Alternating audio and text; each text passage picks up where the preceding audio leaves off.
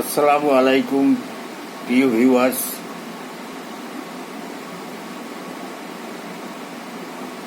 ইসলাম ধর্মে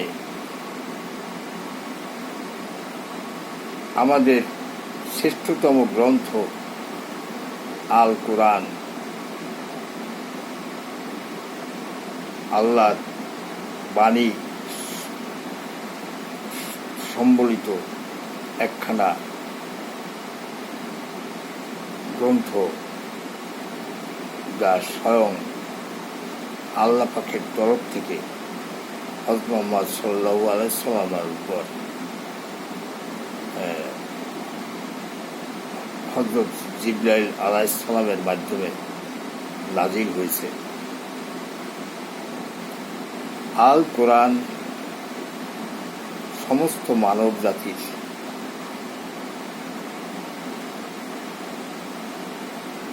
সংবিধান, চলার সংবিধান।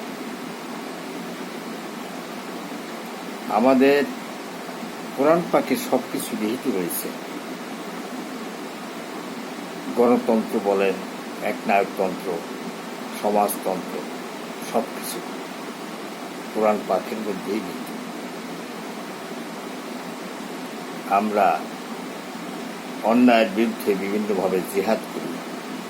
জিহাদ মানে যে মারামারি, সংঘাত, গলা কাটা, রক কাটা এসব নয়। জিহাদ হলো আন্দোলন। আপনার নিজের অন্যায়ের বিরুদ্ধে যদি আপনি জিহাদ করেন, অর্থাৎ অন্যায় থেকে আপনি বিরত থাকবেন, সেটাই জিহাদ। একজন অন্যায়ের বিরুদ্ধে কথা বলা, তার প্রতিবাদ করাটাই হলো জিহাদ। এই ইসলামে দেখেন, হযরত মুহাম্মদ সাল্লাল্লাহু আলাইহি ওয়াসাল্লাম মসজিদে বসে যে একক সিদ্ধান্ত গ্রহণ করতেন, এটাই প্রকৃত একনায়কতন্ত্র।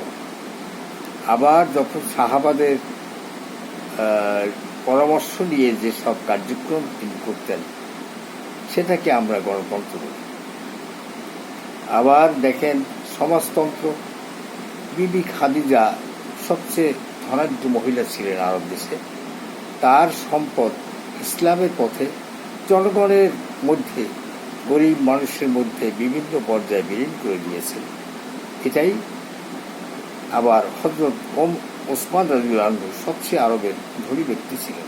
তার সকল সম্পদ ইসলামের পথে বিলীন করে দিয়েছেন, গরিবদের মধ্যে বিলীন করে দিয়েছেন। এটাই সমাজতন্ত্র। সকল তন্ত্র নিহিত রয়েছে আমাদের আল কোরআনে। আজকে এদেশে যে হানাহানি, সংঘাত, একে অপরের প্রতি মারমুখো অবস্থা, মানুষকে মানুষ মারামারি করছে, হত্যা করছে, লুটতরাজ, এগুলো সমস্ত ইসলামে নিষিদ্ধ। এর বিরুদ্ধাচরণ করাই হল প্রকৃত জিহাদ। এই শাসনকে, যদি ইসলামের শাসনকে সর্বক্ষেত্রে অনুকরণ করা হয়, অনুশাসন করা হয়, তাহলে দেশে কোনো কষ্ট, দুঃখ, বঞ্চনা, সংঘাত কিছুই থাকে না। আমাদের প্রত্যেকের মানুষের মধ্যে যে এই ইসলামের সুন্দর নীতিগুলোকে অনুসরণ করলেই আর কোনো বিপর্যয় থাকে না। বিদ্রোহী কবি কাজী নজরুল ইসলামের যে ওমর ফারুক কবিতায় বিভিন্নভাবে উল্লেখ করেছেন যে কি আদর্শের একজন রাষ্ট্রপতি ছিলেন হযরত ওমর। পৃথিবীর অর্ধেক দেশ তিনি ইসলামিক শাসন ব্যবস্থা নিয়ে এসেছিলেন। ইসলাম কখনো জোর করে মানুষকে কাউকে ইসলাম ধর্মে দীক্ষিত করেননি, তার আদর্শে দীক্ষিত হয়েছে। আপনারা জানেন যে হযরত ওমর রাদিয়াল্লাহু আনহু একজন দুঃখী ব্যক্তি, না খেয়ে আছে, শিশুদের রাতে খাবার নাই, সে উনুনে পানি দিয়ে তাদেরকে প্রবোধ দিচ্ছেন, এই খাবার হচ্ছে। আসলে ঘরে কোনো খাবার ছিল না। হযরত ওমর রাদিয়াল্লাহু আনহু রাতের বেলায় ঘুরে বেড়াতেন, কে কীভাবে আছে দেখতেন রাজ্যের। তখন দেখলো সেই বিধবা মহিলা শিশু বাচ্চাদের কিভাবে মিথ্যা প্রলোভন দিচ্ছে যে এই খাদ্য হচ্ছে, অথচ খাদ্য ছিল না, না খেয়ে আছে। এসব দৃশ্য দেখে তিনি বাইতুল মাল থেকে সেই বস্তা ভর্তি আটা নিয়ে সেই মহিলার বাড়িতে পৌঁছে দিয়েছিলেন। জেরুজালেমের শিবির ইসলামিক সৈন্যরা অবরোধ করে রেখেছে। তখন সেই জেরুজালেমের অধিপতি বললেন যে হযরত ওমর যদি নিজে এসে সন্ধিপত্র স্বাক্ষর করেন তাহলে আমরা এই জেরুজালেমের ভার তার হাতে তুলে দেব। তখন হযরত ওমর রাদিয়াল্লাহু আনহু সেই উটে চড়ে সেই জেরুজালেম গিয়েছিলেন এবং সেই ভৃত্য কিছু দূর উটের রশি ধরে টানত, আর হযরত ওমর পিঠে চড়তেন। আবার হযরত ওমর রাদিয়াল্লাহু আনহু রশি ধরে টানতেন ভৃত্যকে উটের পিঠে চড়াতেন। এভাবে আরব দেশে তো ওই উট চলার একজনের রশি ধরে টানতে হয় আর একজন উপরে উঠে যায়। এভাবে ছিল আরব দেশের উট। সেই উটে চড়ে তিনি জেরুজালেম গিয়েছিলেন। যখন জেরুজালেমে পৌঁছলেন তখন দেখা গেল ভৃত্য উটের পৃষ্ঠে আর হযরত ওমর রাদিয়াল্লাহু আনহু দড়ি ধরে টানছেন। তখন প্রবাসী ওই দেশের অধিপতিকে বুঝিয়ে দিলেন যে এই দড়ি রশি ধরে তিনি টানছেন তিনিই হযরত ওমর। ওমরের শাসন আমলে ওমর ছিলেন পৃথিবীর অর্ধেক দেশ, তখন প্রায় অর্ধেক দেশ ইসলামিক শাসন ব্যবস্থা চালু করেছিলেন ওমরের সময়। এজন্য ওমরকে সারা বিশ্বের মানুষ সম্রাট হিসেবেই ভাবতেন। যত বড় সম্রাট তিনি আজকে উটের রশি ধরে টানছেন আর ভৃত্য উটের পিঠে। এই আদর্শ দেখেই সেই জেরুজালেমের সমস্ত লোক ইসলাম ধর্মে দীক্ষিত হয়ে যায়। এভাবে ইসলাম ধর্মে দলে দলে মানুষ যোগদান করেছে ইসলামের আদর্শ দেখে। আজকে যেভাবে আমরা চারিদিকে দেখছি হানাহানি সংঘাত, একে অপরের প্রতি মারমুখ অবস্থা, মারামারি, খুনাখুনি, হত্যা করছে মানুষকে মানুষ। ইসলাম কি বলে? একটি মানুষকে যদি কেউ হত্যা করে তা মনে করতে হবে যে সারা বিশ্বের মানুষকে তিনি হত্যা করেছেন।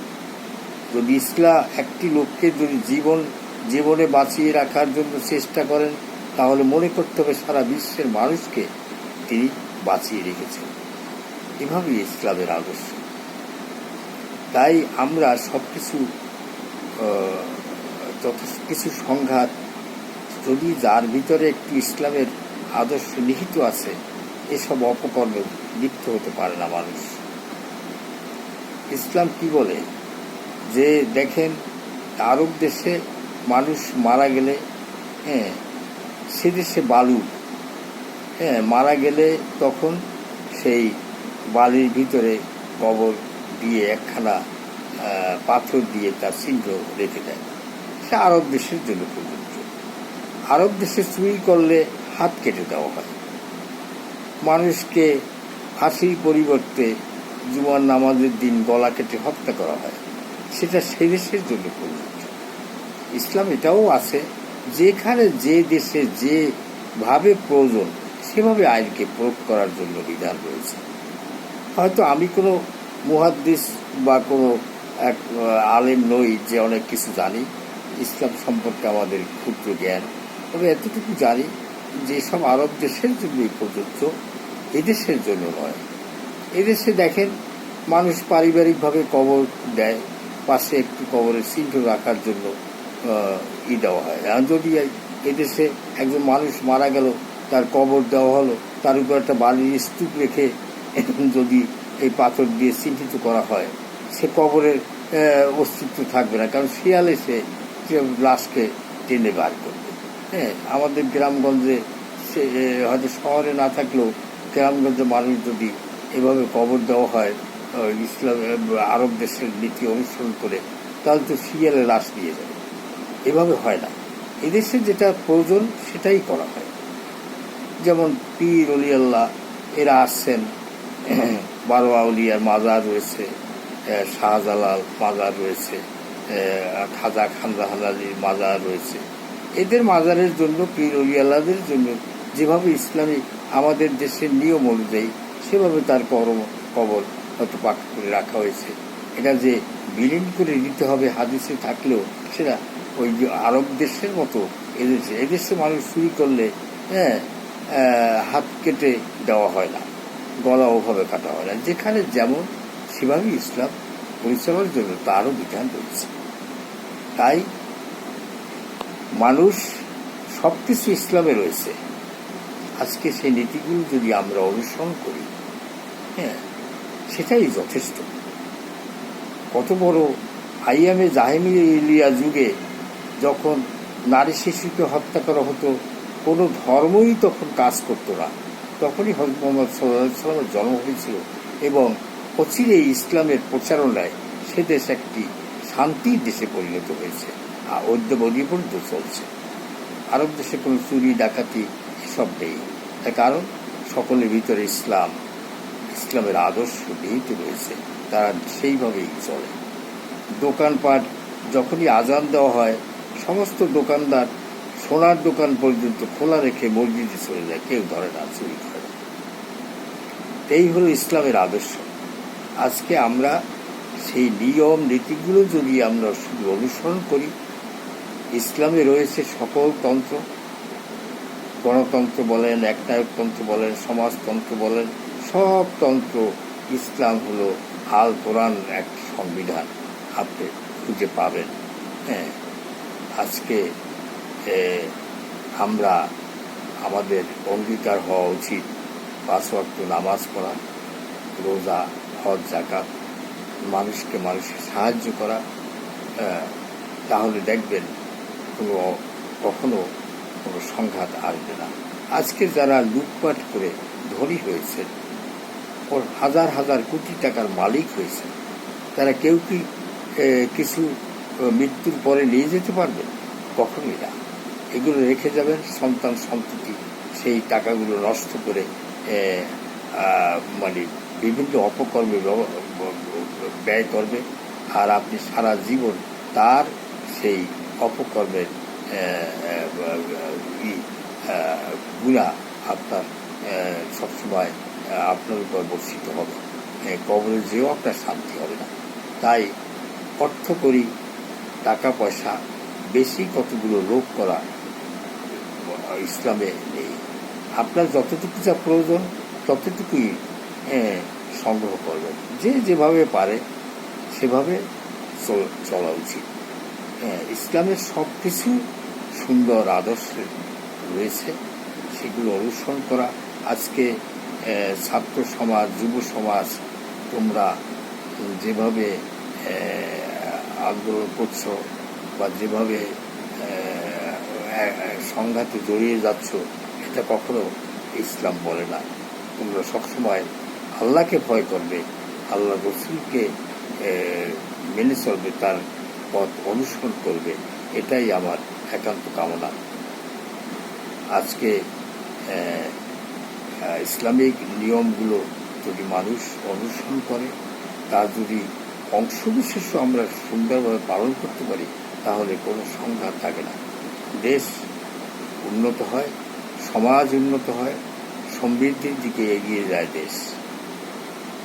তাই সবাইকে আহ্বান জানাবো যে সবাই 5 ওয়াক্ত নামাজ পড়ুন, ইসলামিক নিয়ম নীতি অনুসরণ করুন। তখন রাগ, একে অপরের প্রতি ক্ষিপ্রতা, সব কিছু আস্তে আস্তে কমে যাবে। সমাজ সুসংগঠিত হবে, দেশে সুশাসন প্রতিষ্ঠিত হবে। ধন্যবাদ। সবাই সুস্থ থাকুন, ভালো থাকুন। আসসালামু আলাইকুম ওয়া রাহমাতুল্লাহি ওয়া বারাকাতুহু।